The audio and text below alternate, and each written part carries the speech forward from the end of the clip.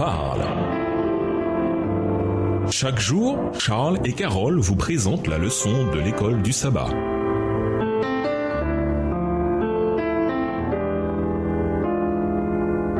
Bienvenue dans votre émission. Dieu nous parle. Nous voilà à la leçon de jeudi. Le Saint-Esprit unit l'Église dans la mission et le service. Lisons Acte 2, les versets 4 à 11 et Acte 2, les versets 16 à 21.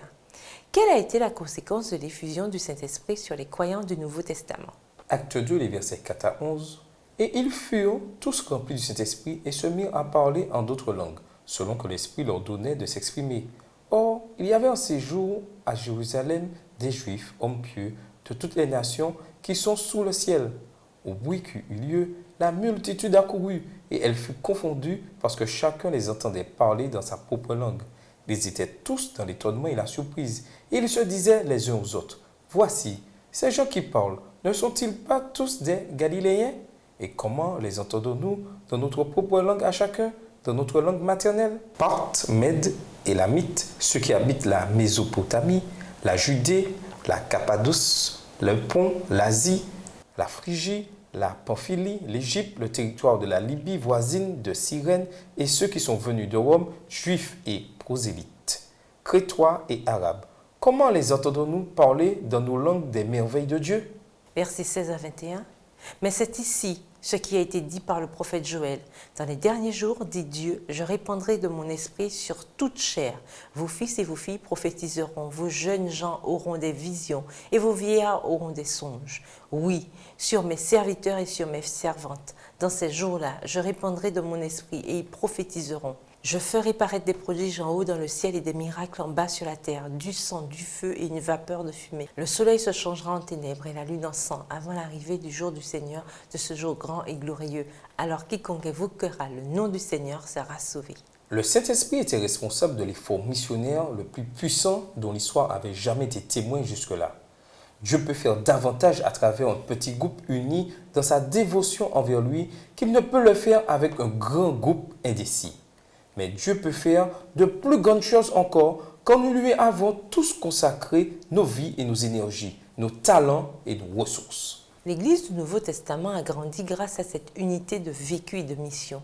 Un petit groupe timide de croyants s'est mué en une troupe puissante qui est devenue un outil qui a pu atteindre des gens venus de cultures et de langues différentes. Ils étaient unis en proclamant les œuvres grandioses de Dieu. Acte 2, le verset 11. Le même Dieu qui était actif à l'époque du Nouveau Testament sera actif à la fin des temps quand l'œuvre devra être achevée avant qu'il ne revienne. Lisons Acte 2, les versets 42 à 47. Dans quels autres domaines les croyants du Nouveau Testament étaient-ils unis? Acte 2, les versets 42 à 47, ils persévéraient dans l'enseignement des apôtres, dans la communion fraternelle, dans la fraction du pain et dans les prières. La crainte s'emparait de chacun et il se faisait beaucoup de prodiges et de miracles par les apôtres. Tous ceux qui croyaient étaient dans le même lieu et ils avaient tout en commun. Ils vendaient leurs propriétés, leurs biens et ils en partageaient le produit entre tous selon les besoins de chacun. Ils étaient chaque jour tous ensemble assidus au temple. Ils rompaient le pain dans les maisons et prenaient leur nourriture avec joie et simplicité de cœur, louant Dieu et trouvant grâce auprès de tout le peuple. Et le Seigneur ajoutait chaque jour à l'Église ceux qui étaient sauvés. Lors de cette entreprise missionnaire de la Pentecôte, les croyants de l'Église primitive étaient unis dans un certain nombre d'autres domaines. Ils étaient unis dans l'étude de la Bible et se consacraient continuellement à l'enseignement des apôtres. Acte 2, verset 42. Ils étaient unis dans la communion et dans la fraction du pain, référence possible au culte en commun, acte 2, verset 42. Ils étaient unis dans la prière, acte 2, verset 42, et dans la louange à Dieu, acte 2, verset 47.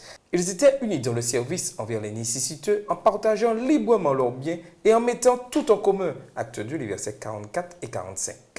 L'étude de la Bible et la communion auront pour conséquence le désir de partager la bonne nouvelle avec d'autres et d'aider les autres de manière très concrète. Le Saint-Esprit ouvrira nos yeux aux besoins de ceux qui nous entourent. Quelles activités de votre Église locale contribuent à révéler l'unité de votre Église? Que pourriez-vous faire de plus? Et nous vous laissons avec ces questions de réflexion. Le Saint-Esprit vous semble-t-il réel? Sinon, que pouvez-vous faire pour changer cela? Au revoir. Et à demain si Dieu veut. Dieu nous parle. Chaque jour, Charles et Carole vous présentent la leçon de l'école du sabbat.